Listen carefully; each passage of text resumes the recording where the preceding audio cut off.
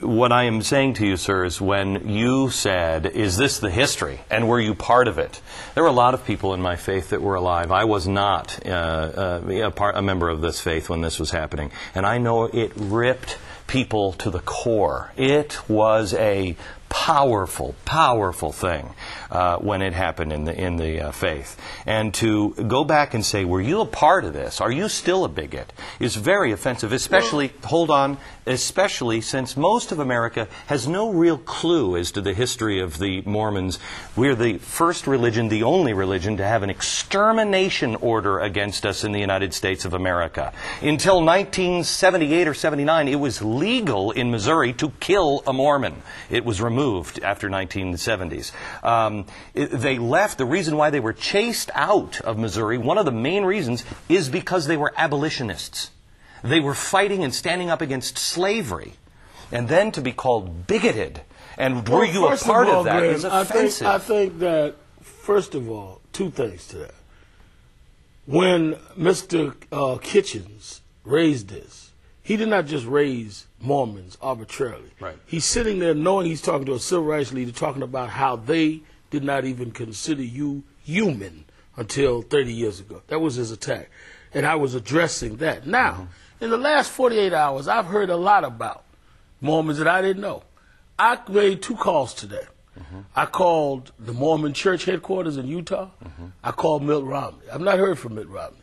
I heard from 2 of the elders, of the central figures of the church. Yes, he did. Who said to me, you know what, Reverend, we don't know one way or another, but we've been misquoted. We'd like to sit down and talk. I'm going to Utah and meet with them. I want to know all of this you're talking about. You know why I want to know? Because little people in all religious persuasions need to not have this type of things for anyone's presidential campaign or someone's debate. And that's why I said if my words could have been construed in any way that would hurt a regular Mormon, I apologize to them. But the politics with Mitt Romney is a different thing. I am not suggesting for 1 minute that anyone that was alive during that time is a bigot. They may have been the ones that fought in the church to change it. I don't know. But I think that he has to come forward and deal with that since he's going to start calling me names. He could very well come and say, it was me and my father, George Romney, that fought to change that church and that fought to expand the awareness, or we were part of whatever. That's his opportunity to say that. You are going to be meeting with Russell M. Nelson and Henry Eyring. They are part of the Quorum of the 12 of the church, and you are going to have a very interesting evening. And I think you will come out with an amazing experience. I want to go, and I'm going to tell you something. I think that it is something that we need to do in this country, is talk to each other more. I don't know if 3 years ago I'd have done that. I have to tell you, Reverend, it takes everything in me. It takes everything in me. But I want to be a better person. And it is because of my faith that I hold fast to that, and I try to be more Christ-like.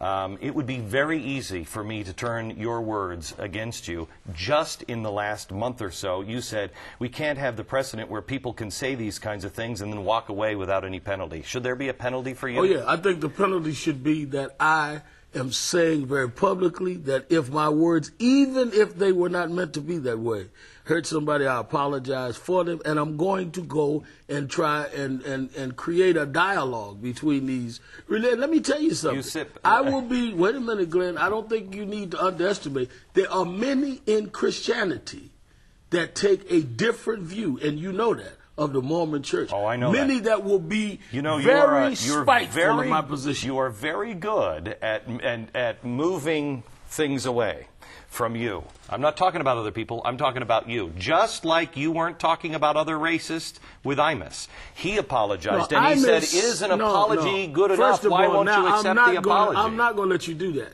Because to equate me responding to an atheist with someone who got up with no interaction at all and denigrated people. I did not call anybody a name. I did not denigrate anybody. I did not in any way call somebody their name. He called these women nappy-headed hoes. What did I call Mormons? That is unfair, Glenn. You said we're I said bigots. what? How? You When? were When? Were you part of this? Were you part of a this? doctrine that said said that blacks could not join? Were you part of the church at that time? Wait a minute. Did the church Were have that you edict? Glenn, did that church have that edict at that time? That you could not know, that you could be a part of the church, but you could not hold be the a priesthood. Okay, yes. was that a fact? That is a fact. Now, what was the Rutgers team part of? How can you compare the two? Because but you compared the two. No, sir. Yes, you did, sir. Yes, I compared. That was a blatant racist statement he made.